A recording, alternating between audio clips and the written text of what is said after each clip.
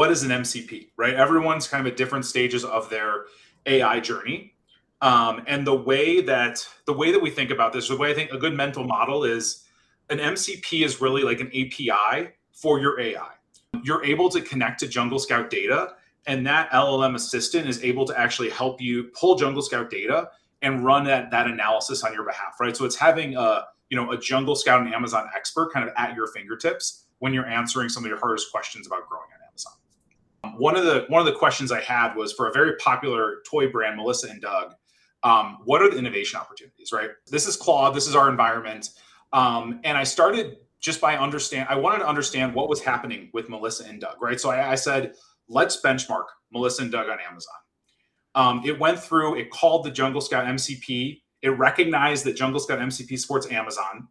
And then it went through and it started to grab all of this information, right? The first thing it saw is that Melissa and Doug is selling across multiple categories.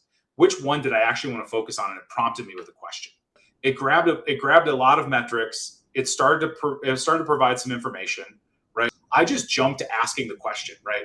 What new products could Melissa and Doug launch to outperform the category?